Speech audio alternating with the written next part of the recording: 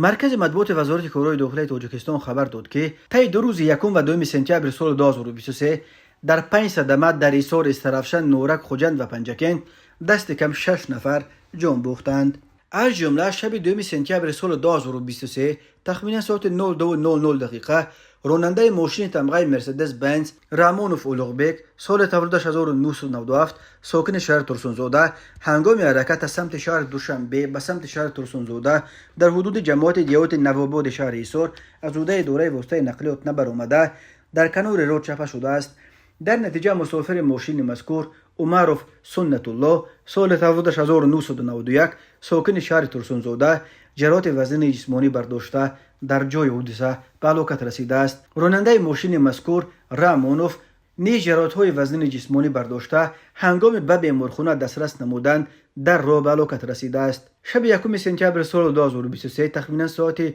22:40 دقیقه راننده ماشین تمغه مرسدس بنز نگماتوف خورشید سال تولدش 1980 ساکن نوع باباجان غفوروف هنگام حرکت در شورای دوشنبه خوجند چنوق واقع در کیلومتر 226 در دهه یکباغ جماعت دیوت پشکنت شهر استرافشن از عهده دوره واسطه نقلیات نبرآمده به سمت مقابل حرکت رو برآمده به ماشین تمغه دف تحت دوره راننده اودینای جامی سال تولدش 1980 ساکن نویه مشچو برخورده است. در نتیجه مسافر ماشین تمغه مرسدس رستموف نیم بای سال تولدش 1967 ساکن نویه باباجان غفوروف جراحت وزن جسمانی برداشته در جای حادثه به هلاکت رسیده است. صبح دوم سپتامبر سال 2023 تخمینا ساعت 06:35 دقیقه راننده ماشین تمغه اوپل استرا رجبوف امیرعلی سال تولدش 1988 ساکن نوع مومن آباد هنگام حرکت از سمت شهر کولاب به سمت شهر دوشنبه در کیلومتر پنجم حدود جماعت دیوت دکانی شهر نورک از عهده دوره واسطه نقلیات نبرآمده به چخوری 70 متر چپ شده است. در نتیجه راننده ماشین مذکور رجبوف جراحت وزن جسمانی برداشته در جای حادثه به هلاکت رسیده است. مسافران ماشین مذکور شهروندان کرخون و بسونت سال تولدش 2000 ساکن شهر کولاب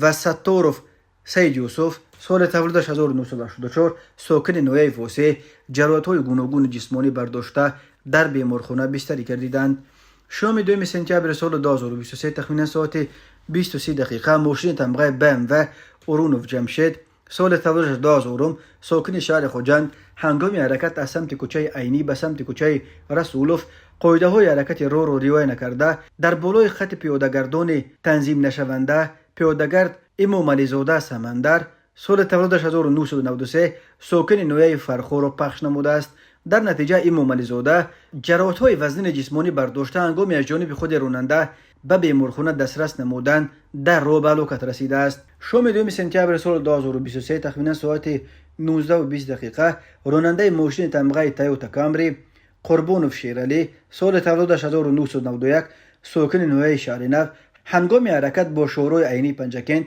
در حدود جماعت دیهات یوری شهر پنجکند از عهده دوره واسطه نقلیات نبرآمده پیاده‌گرد خرسال حضرت قلوف میروبشو سال تولدش 2020 ساکن شهر مذکور را پخش نموده است. در نتیجه خرسال حضرت قلوف جراحت‌های وزن جسمانی برداشته در جای حادثه به هلاکت رسیده است. اوج بین حادثه و تحقیقات ادامه دارد. هر سال بر اثر صدمه‌ها در راه‌های تاجیکستان تا 400 نفر به هلاکت رسیده بیش از 1200 تن دیگر معیوب می‌شوند.